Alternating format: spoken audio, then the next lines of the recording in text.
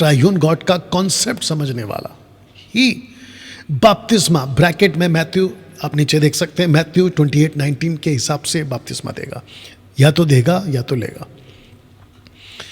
Triune God का concept समझने वाला बपतिस्मा मत्ती 28:19 के हिसाब से देगा या लेगा। सब ठीक है? या यूट्यूब पे कितने लोग हैं अभी? ओके, कम से कम 700 से भी ज़्यादा लोग। आप लोग जो हैं 750 इनफैक्ट मैं कहूँगा, आप लोग मेरे साथ कनेक्टेड हैं। मैं रिक्वेस्ट करता हूँ कि खूब शेयर करें और दूसरों तक भी बातों को पहुँचाएं। ओके, तो ये कुछ शब्द आपके बाइबल में रिकॉर्ड हुए हैं। नाम से बपतिस्मा, एक्स चैप्टर 2:38। फिर नीचे लिखा है एक्स चैप्टर 20 का 48 में नाम में बपतिस्मा। एक्स चैप्टर 19:5 में कहता है यीशु का बपतिस्मा। तो यहाँ पे टोटल 3 है। और रोमियो की किताब में भी आ गया यीशु का बपतिस्मा। तो यहाँ पे टोटल 3 है। एक है नाम से, दूसरा है नाम में, और दूसरा है यीशु का बपतिस्मा क्वेश्चन मार्क। तो ये सब कुल मिलाकर होता है नाम के अधिकार का बपतिस्मा। आप जब यीशु के नाम का अधिकार जो उसको मिला, अभी मैं रखूंगा, अगर आप उसको समझ गए तो आप बाकी चीज को भी समझोगे। क्योंकि जो पुलिस वाला होता है वो अपने नाम से नहीं जाता। जो पुलिस वाला होता है, जिस सरकार के लिए वो काम कर रहा है, उस सरकार के दायरे में होकर वो जाता है। पुलिस वाला कभी नहीं कहता कि पुलिस क्या नाम होता है अक्सर पुलिस वाले का, अक्सर क्या नाम होता है, तावड़े, तांबे, XYZ, हाँ, बालेराव, ऐसा कोई नाम होता है। महाराष्ट्र की बात कर रहा हूँ। बाकी आप दुनिया के अलग अलग है ना हिसाब से आप देख सकते हैं। तो पुलिस वाला कभी नहीं कहता कि मैं अपने नाम से आया, वो कहता है मैं सरकार की तरफ से, गवर्नमेंट की तरफ से आया। तो यीशु कौन से गवर्नमेंट की तरफ से आया? पढ़िए, लिखा है 28 का 18, यीशु ने उनके पास आकर कहा स्वर्ग और पृथ्वी का सारा अधिकार मुझे दिया गया है। वचन 19, इसीलिए क्योंकि अब अधिकार मेरे पास आ चुका है, इसीलिए, इंग्लिश में लिखा है therefore लिखा है, इसलिए तुम जाकर सब जाति के लोगों को चेला बनाओ, उन्हें पिता पुत्र पवित्र आत्मा के नाम से बपतिस्मा दो, उन्हें सब बातें जो मैंने तुम्हें आज्ञा दी है मानना सिखाओ, और देखो मैं जगत के अंत तक सदैव तुम्हारे साथ रहूंगा। आपको पता है ये आदमी जिसका नाम है डैनियल राज, इसने कल से लेके अभी तक कम से कम 80 से भी ज़्यादा ट्रांसलेशंस, 80 से भी ज़्यादा ट्रांसलेशंस, वो ट्रांसलेशंस जो जिसको कहते हैं चर्च फादर्स, यानी कि जो बाइबल के इतिहासकार हैं, स्कॉलर्स हैं, और वो जो सभी पुराने लोग, उन सब की हिस्ट्री को खंगाल कर मैं तब जाकर ये नतीजे पे पहुंचा। क्योंकि किसी भी ट्रांसलेशन में मुझे यीशु के नाम का बपतिस्मा या फिर ऐसा कोई स्टेटमेंट ही नहीं है, ऐसा कोई बकवास नहीं मिला। एग्जैक्टली यही मिला, यीशुआ ये ज़रूर मिला, क्योंकि लैटिन और ग्रीक ट्रांसलेशन के हिसाब से यीशुआ। वाह! तो जिसका बपतिस्मा यीशु के नाम से हुआ है, आप यीशु के अधिकार में नहीं आए हो, अथॉरिटी जिसको कहते हैं। You better take a baptism in a proper way. आप अपनी बपतिस्मा ठीक तरीके से लो। और जितने वन गॉड वाले हैं, मैं उन सबको हिदायत देता हूं, अगर यीशु से नहीं पिटना है, मार नहीं खानी है न्याय के दिन, अपनी डॉक्ट्रिन चेंज करो, नहीं तो खूब पिटोगे ना। दोस्तों, मैं चाहता हूं कि ये चित्र आपके बीच में रखो और आपको समझाओ। यीशु मसीह के नाम से बपतिस्मा, प्रभु यीशु का बपतिस्मा, यीशु मसीह के नाम में बपतिस्मा, ये एग्जैक्टली हूबहू ऐसा ही है जो मैं आगे रखूंगा।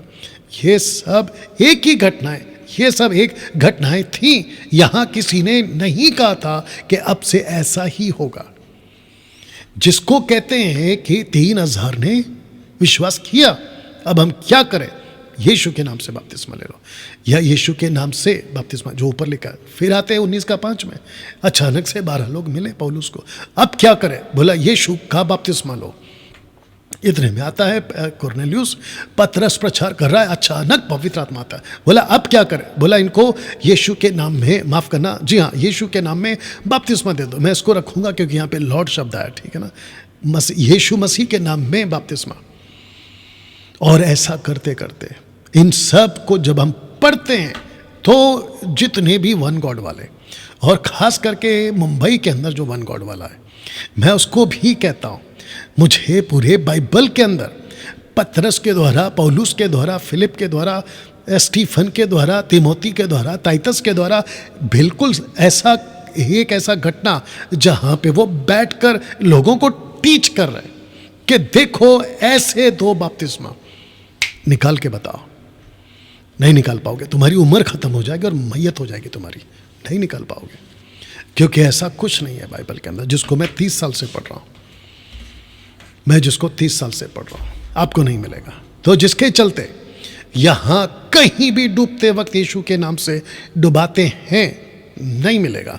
एक्ट चैप्टर 2 का 41 में जब पतरस ने कहा ये वाला लाइन यीशु के नाम से, तो जब लिखा है सो जिन्होंने उसका वचन ग्रहण किया, इसका मतलब है टीचिंग को ग्रहण किया, प्रचार को ग्रहण किया, उन्होंने बपतिस्मा लिया। लेकिन बपतिस्मा कैसे दिया, बपतिस्मा लेते वक्त में क्या शब्द बोला, ये आपको नहीं मिलेगा, ये आपको नहीं मिलेगा। दूसरा, कहीं भी डूबते वक्त में यीशु के नाम से डुबाते हैं, ऐसा यहां पर भी नहीं मिलेगा। एक्ट चैप्टर 10:48 में उसने आज्ञा दी कि उन्हें यीशु मसीह के नाम में बपतिस्मा दिया जाए। तब उन्होंने उससे विनती की कि कुछ दिन हमारे साथ रहे, आपको नहीं मिलेगा। जिसका इंग्लिश ट्रांसलेशन है लॉर्ड, लिखा है and he commanded them to be baptized in the name of the Lord, name of the Lord, LORD, Lord. You understand. तो जिसके चलते दोस्तों, सब ठीक है, जिसके चलते दोस्तों आपको यह समझना होगा कि यहां पे प्रभु नाम आया, प्रभु, लॉर्ड।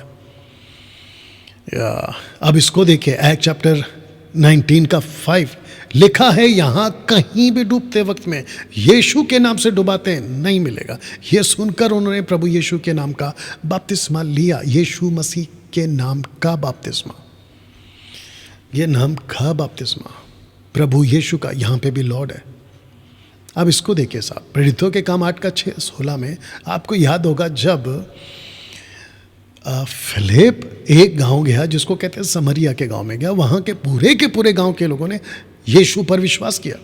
उन्होंने तो केवल प्रभु यीशु के नाम में बपतिस्मा लिया था, प्रभु यीशु के नाम में बपतिस्मा लिया था। और नीचे क्या लिखा है एक्ट चैप्टर 8:38 में, जब ये खोजा यूनक इथोपियन का, जब यीशु का वचन स्वीकार करता है, फिलिप जब उसको बपतिस्मा देता है, तो यहाँ पे भी नहीं लिखा है कि उसने बपतिस्मा कौन से नाम से दिया, या फिर बपतिस्मा देते वक्त में क्या वर्ड यूज़ किया, नहीं मिलेगा आपको। तो इसको कुल मिलाकर क्या कहें, इसको कुल मिलाकर कह सकते हैं कि उनको टीचिंग दी गई थी। तो कैसे, मैं उसका कुछ प्रूफ आपके बीच में रख रहा हूँ, और मैं चाहता हूँ कि अब थोड़ा सा वक्त मैं इसके ऊपर बिताऊंगा। लिखा है कि उन्हें बीच में खड़ा करके, किसको, पतरस को और यूहन्ना को, लिखा है कि बीच में खड़ा करके पूछने लगे कि तुम ये काम किस सामर्थ्य से और किस नाम से किया है, तुमने ये काम किस सामर्थ्य से, अथॉरिटी, अधिकार, पावर, और दूसरा तुम किस नाम से कर रहे हो। तो मैंने आपको अभी क्या कहा था कि यीशु का नाम के साथ अथॉरिटी जुड़ा हुआ है। मैं आगे रखूंगा, लेकिन अभी से बता देता हूं कि नाम के बगैर अगर अथॉरिटी नहीं है तो वो नाम किसी काम का नहीं है। इसलिए जीसस ने क्या कहा, पहले ही कहा, मैथ्यू 28 का 18 में उन्होंने बिल्कुल साफ कहा कि पूरा अधिकार अब मेरे हाथ में आ गया। तो नाम के साथ अधिकार आता है, अगर अधिकार नहीं है तो नाम किसी काम का नहीं है। ये आपको समझना होगा। तो लिखा है कि तुमने ये काम किस सामर्थ से और किस नाम से किया। तो दूसरे शब्दों में, जैसे जैसे आगे अभी मैं आपको बताऊंगा, आपको पता चल जाएगा कि यीशु के नाम की चर्चा उन दिनों में बहुत हो गई थी, और वो पर्पसली था, क्योंकि यीशु ने कहा था कि तुम मेरे गवाह हो और तुम सबको मेरे नाम का प्रचार करना है। आकाश के नीचे, एक्ट चैप्टर 4:12, आकाश के नीचे, पृथ्वी के ऊपर दूसरा कोई नाम नहीं है जिसके द्वारा लोग उद्धार पा सकते हैं। तो this was the command, this was the preaching of the apostles. लेकिन उसके साथ जुड़ा क्या, अथॉरिटी, अधिकार जो पिता ने दिया था।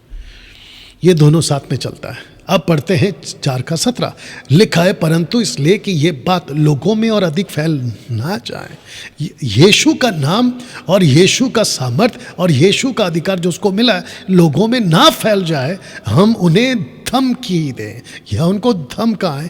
क्या धमकाएं, जरा शब्द पढ़ो। लिखा है कि वे इस नाम से फिर किसी मनुष्य से बात ना करें। किसी मनुष्य से बात ना करें। वह 4 का 18 उसी किताब की बात कर रहा हूँ। लिखा है, तब उन्हें बुलाया, चेतावनी देकर कहा कि यीशु के नाम से कुछ भी ना बोलना, दूसरा पढ़ लो, ना सिखाना। तो ये क्या करते थे?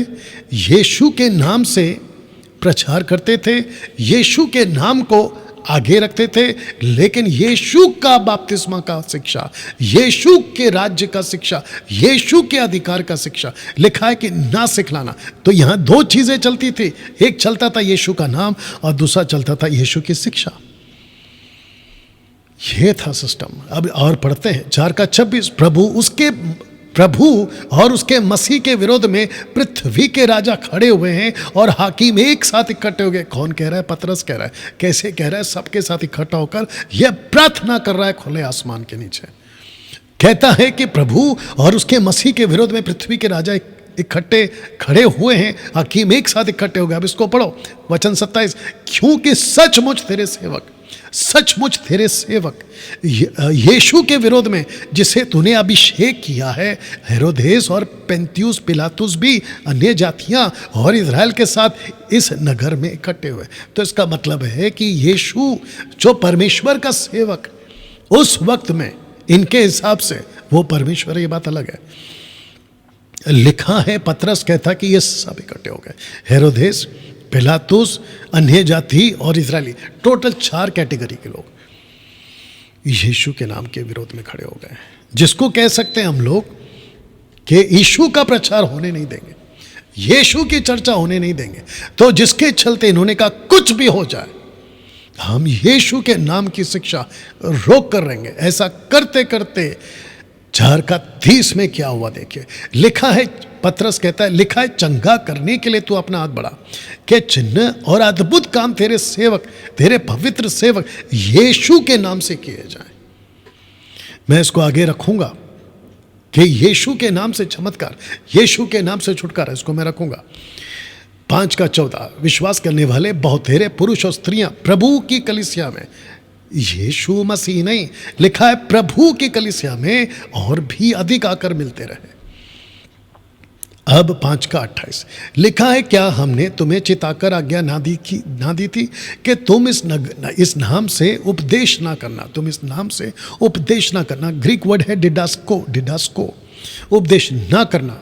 तो भी देखो, तुमने सारे यरूशलेम को अपने उपदेश से भर दिया और उस व्यक्ति का लहू हमारी गर्दन पर लाना चाहते हो।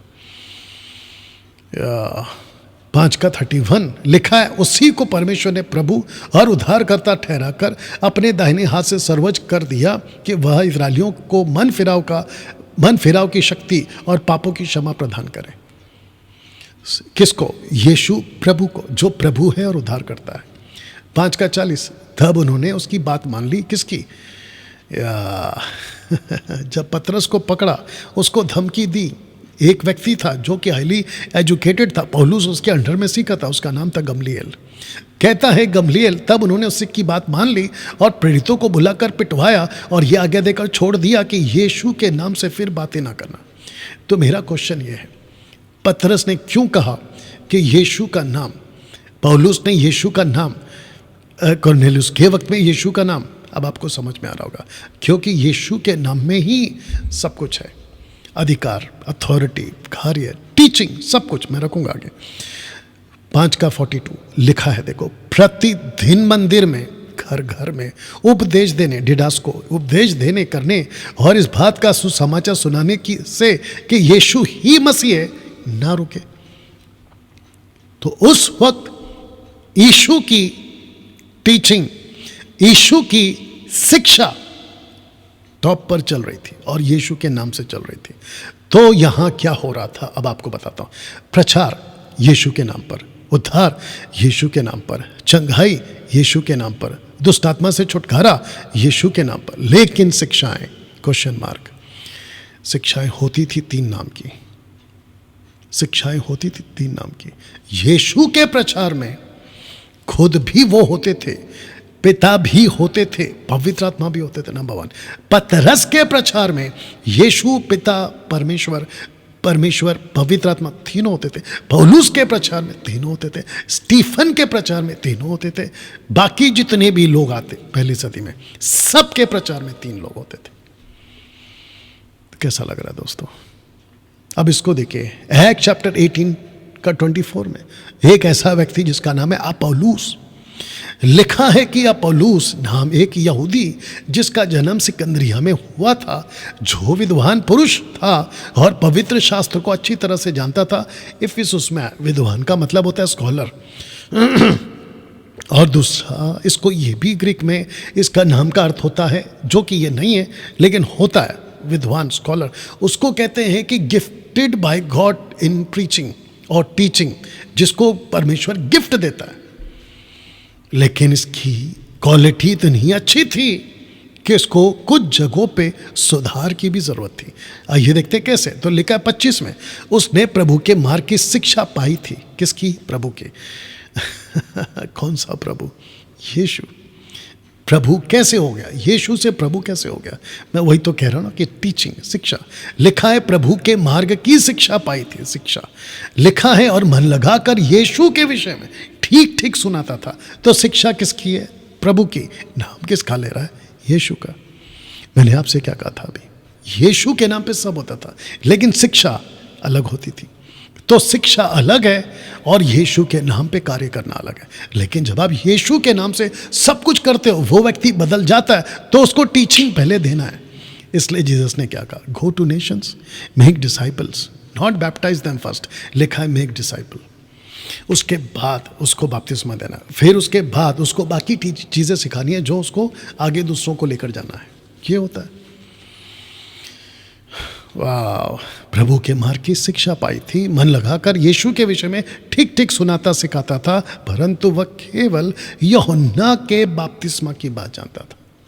तो इसको कहते हैं कि इसका 90% सब ठीक था, लेकिन इस व्यक्ति ने कभी भी यीशु के पवित्र आत्मा की बात, यीशु के बपतिस्मा की अथॉरिटी की बात इसने नहीं जानी थी। अब सवाल उठता है क्यों?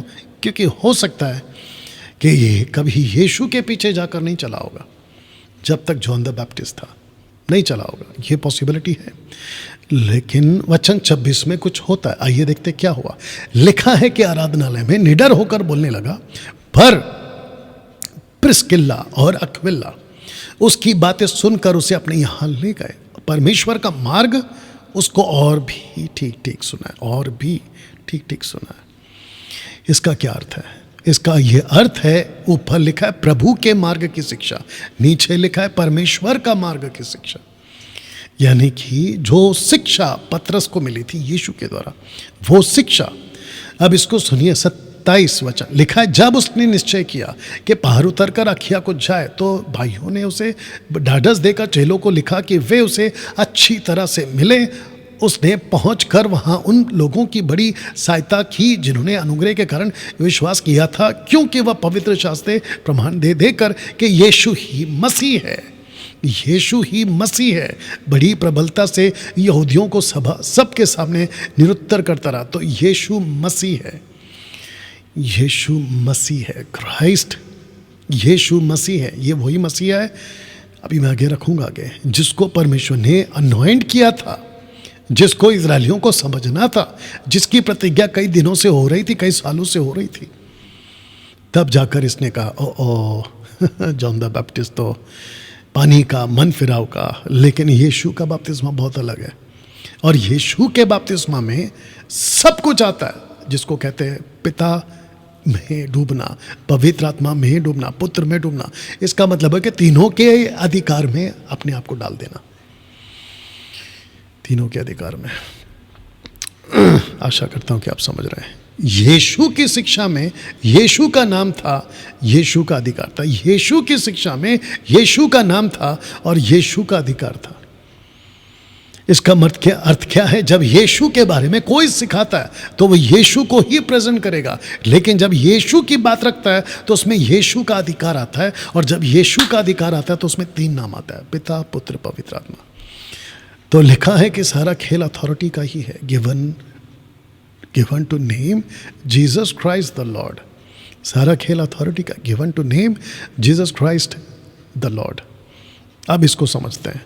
इफिसियों 1:20 में, जिसको पौलुस को यह प्रकाशन मिला, लिखा है, जो उसने मसीह के विषय में किया कि उसको मरे हुओं में से जलाकर स्वर्गीय स्थानों में अपनी दाहिनी और सब प्रकार की प्रधानता, अधिकार, सामर्थ और प्रभुता के और हर एक नाम के ऊपर, जो न केवल इस लोक में लिया जाएगा पर आने वाले लोक में भी लिया जाएगा, बिठाया। तो मेरा क्वेश्चन ये है, सब प्रधानता, अधिकार, सामर्थ, प्रभुता के हर एक नाम के ऊपर, जो ना केवल इस लोक में लिया जाएगा, आने वाले लोक में भी लिया जाएगा, बिठाया। किसको बिठाया? यीशु को। यीशु को क्या क्या देकर बिठाया? अधिकार, अधिकार, अधिकार। ये सारा खेल उसी का है। तब जाकर 2:36 को मैं फिर पढ़ रहा हूँ, क्योंकि इसका कनेक्शन है। लिखा, और सब इजराइल का सारा घराना, माफ करना, अब इजराइल का सारा घराना निश्चय जान ले कि परमेश्वर ने उसी यीशु को, जिसे तुमने क्रूस पर चढ़ाया, प्रभु भी ठहराया और मसीह भी ठहराया। दानियल की किताब उसका 9:26 इसका कनेक्शन है। लिखा है, उन 62 सप्ताहों के बीतने पर अभिषिक्त पुरुष काटा जाएगा। यीशु कौन है? मसीह। मसीह का मतलब Christ, English word Christos, Greek word. इसका अर्थ होता है द अनॉइंटेड वन, जिसको नियुक्त किया अभिषेक कर कर। वाह, shall Messiah be cut off, shall Messiah be cut off. ये था प्रोफेसी दानियल का। इसको कहते हैं कि दानियल ने यीशु के बारे में ये चीजें देखी थी और इसी का इंतजार तो इजरायली कर रहे थे। तब जाकर ये लिखा है मैंने, कि लिखा है कि नेम एंड अथॉरिटी। क्या हो गया? Name and authority. मन की, माफ करना, नाम की कीमत तब होती है जब नाम को अधिकार मिला हो। मैं रिपीट कर देता हूं कि नाम की कीमत तब होती है जब नाम को अधिकार मिला हो। और इसका एक एग्जाम्पल मैंने लास्ट टाइम भी रखा था और अभी वापस रख देता हूं कि दुष्ट आत्माएं कहती है, हम यीशु को जानते हैं, पौलुस को जानते हैं, तुम कौन हो? तो इसको कहते हैं कि ये नकलबाज लोग हैं। आप यीशु का नाम लेकर नहीं चल सकते, आपको यीशु का अधिकार भी लेके चलना है।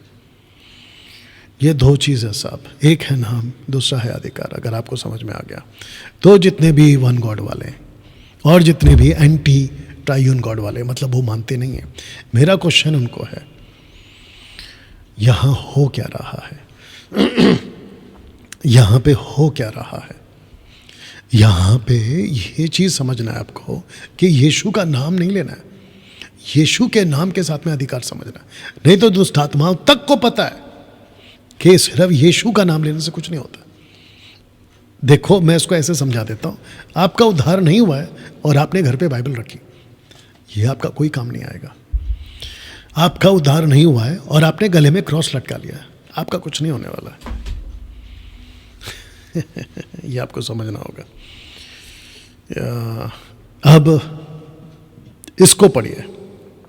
लिखा है कि अब वन गॉड के कॉन्सेप्ट वालों से एक सवाल, जितने भी यीशु के नाम पे बपतिस्मा देते हैं उनसे मेरा एक सवाल है, और सवाल है ये वाला, कहाँ लिखा है कि go to nations and baptize them in the name of Jesus? कहाँ लिखा है? जबकि मैथ्यू 28:19 में लिखा है, go therefore and make disciple of all nations baptizing them in the name of the Father and of the Son and of the Holy Spirit. मैं आपको पूछ रहा हूं, आप नहीं दे पाओगे, ओपन चैलेंज है मेरा, आप नहीं दे पाओगे, लेकिन ये वाली लाइन मैं आपको दे पा रहा हूं क्योंकि वो लिखा है। और जो चीज लिखा है तुम उसको कैसे कैंसिल कर सकते हो वन गॉड वालों? तब जाकर मैंने कहा था कि यहां नेशंस को बैप्टाइज करने की बात हो रही है, नेशंस, और जिसके अंदर यीशु का ये कंप्लीट टारगेट आता है या कंप्लीट टीचिंग आता है। तब जाकर 16:15 में भी उन्होंने कहा, उसने उनसे कहा, सारे जगत में जाकर सारे सृष्टि के लोगों को सुसमाचार प्रचार करो और जो विश्वास करे बपतिस्मा ले, उसी का उद्धार होगा। अब यहाँ पे तो नहीं लिखा है कि यीशु के नाम से बपतिस्मा दो, बिकॉज जो मैथ्यू में बोल चुका है वही यहाँ पे बोला हुआ है। इफिसियों 4:5 आपको मैंने पढ़ा था कि एक ही प्रभु है, तो ब्रैकेट में कौन प्रभु? तो जवाब क्या है? यीशु प्रभु। एक ही विश्वास है, कौन सा विश्वास? जो यीशु ने दिया। एक ही बपतिस्मा है, कौन सा बपतिस्मा? Matthew chapter 28 verse 19। एक ही बपतिस्मा है, ये वाला एक ही बपतिस्मा है।